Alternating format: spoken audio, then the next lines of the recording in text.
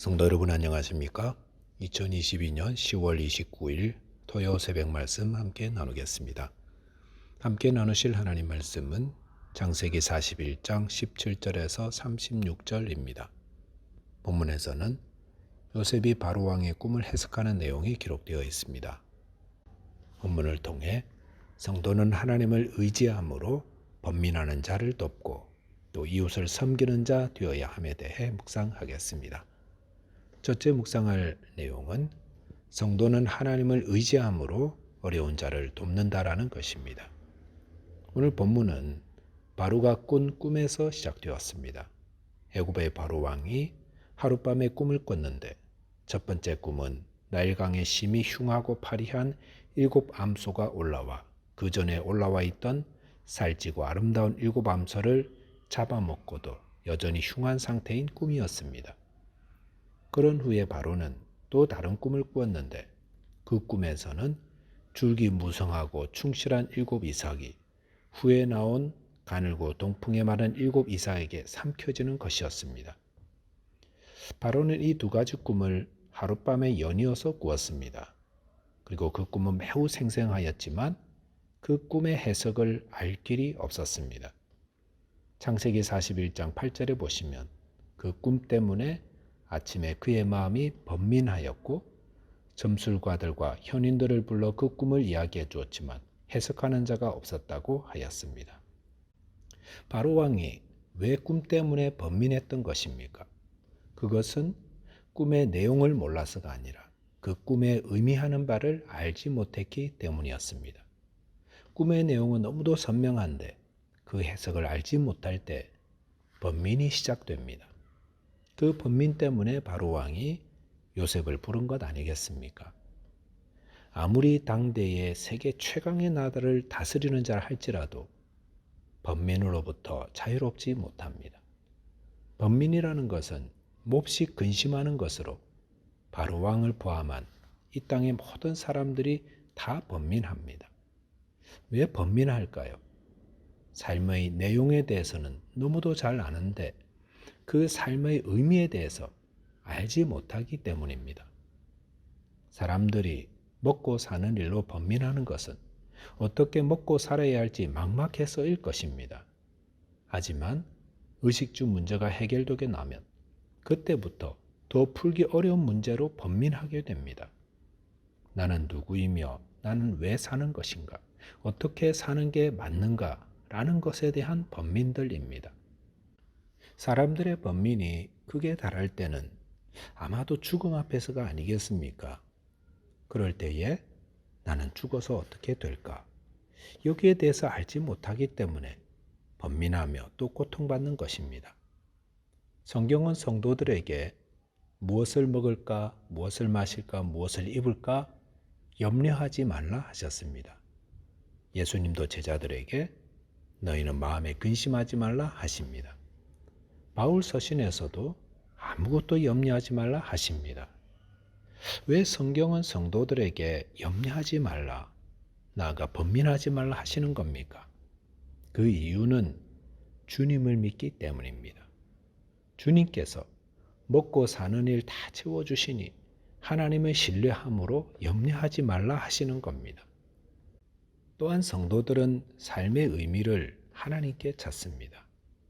나는 하나님이 만드셨고 하나님을 찬송하며 하나님의 영광을 돌리기 위한 목적으로 만들어졌으니 그 목적대로 살아가는 자들입니다. 또한 죽음 앞에서도 성도는 영원한 하나님의 나라로 인도될 것을 알기에 주님, 한평생 주의 은혜로 살다가 이제 주님 얼굴 뵙겠습니다 라며 찬송하며 감사하며 주님을 맞이하는 것입니다. 성도들이 번민하지 않는 이유는 주님 때문입니다. 그리고 이렇게 주님으로 인해 담대하며 평안을 누리기 때문에 성도들은 번민하는 자를 돕고 위로할 수 있는 것입니다. 저와 여러분께서 하나님을 의지함으로 모든 염려와 번민을 이기심으로 번민하는 이웃들 돕는 자 되시기 바라겠습니다.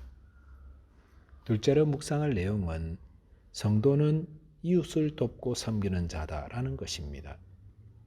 본문 25절에 보시면 요셉이 바로에게 아뢰되 바로의 꿈은 하나라. 하나님이 그가 하실 일을 바로에게 보이심이니이다 라고 하였습니다.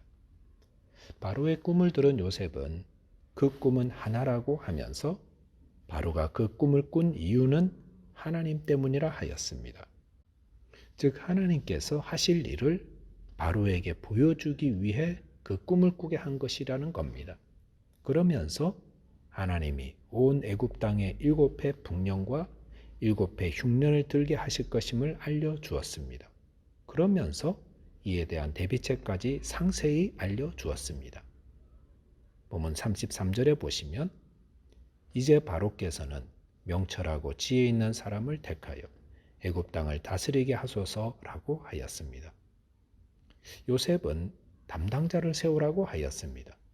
그리고 나라 안에 감독관들을 두어 7해 풍년 때에 소출의 5분의 1을 거두어 각 성읍에 쌓아두므로 7해 흉년을 대비하게 하라고 하였습니다. 요셉의 권고는 얼마나 지혜롭고 또 실제적입니까? 그리고 얼마나 도움이 되었습니까? 누가 봐도 요셉의 말대로 한다면 애굽은 망하지 않게 될 것이 분명합니다. 그러고 보면 요셉은 가는 곳마다 그곳이 어디든 그곳의 사람이 누구든 그들을 돕고 섬기며 유익을 주었던 자였습니다. 아버지에게는 먼데 형들에게 심부름도 잘 다녀와서 소식을 전해주는 그런 마음을 시원케 하는 아들이었고 보디발의 집에서도 주인이 그 집의 모든 일을 다 맡길 정도로 믿음을 주고 도움을 주는 종이었습니다. 더구나 감옥에 갇혔을 때에도 수종들은 사람들의 얼굴 표정까지 살피며 마음의 근심까지 알아내어 마음을 위로할 줄 아는 자였습니다. 그런데 이제는 한 나라를 이끌어가는 왕의 번민을 풀어주고 확신을 주며 도움을 주고 있는 것입니다. 이런 요셉의 모습은 성도들이 세상을 어떻게 돕고 섬겨야 하는지를 보여준다 할 수 있습니다.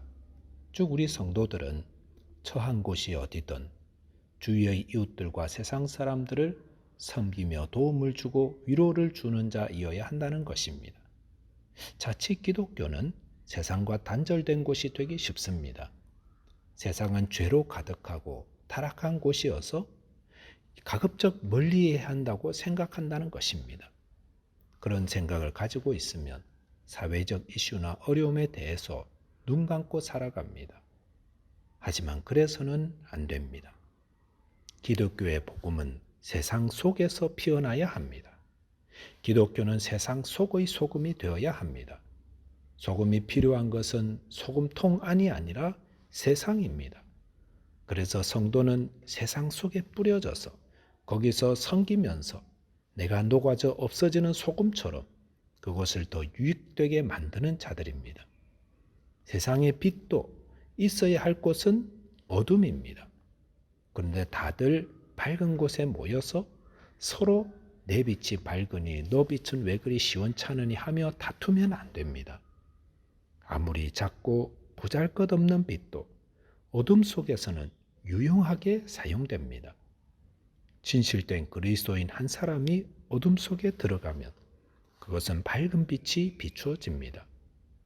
오늘날 우리 이웃들 가운데 성도들의 도움과 위로가 필요한 것이 얼마나 많습니까? 어떤 분들은 우리가 이민사회에서 영어도 못하고 이 사회에 적응도 잘 못하는데 누구를 돕습니까? 라고 물을지 모릅니다.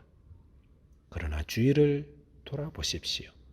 성도가 내가 도움과 위로를 주는 자로 살아야겠다고 결심만 하면 그런 사람들은 얼마든지 있습니다. 가족 안에도 있고 교회 안에도 있고 내가 가는 곳 어디에나 있습니다. 주님이 우리를 구원하신 것은 구원의 기쁨을 즐기는 것뿐만 아니라 그 구원을 알지 못하는 자들에게 나누어 주고 섬기게 하기 위함인 것입니다. 저와 여러분께서 이웃을 돕고 섬기며 사랑하는 자 되시기 바라겠습니다. 말씀을 정리하겠습니다. 성도는 주님을 향한 믿음 때문에 확신과 평안함을 가지고 살아갑니다. 그리고 나아가서 번민하는 이웃을 돕고 섬기며 사랑하는 자로 살아갑니다. 기도하겠습니다.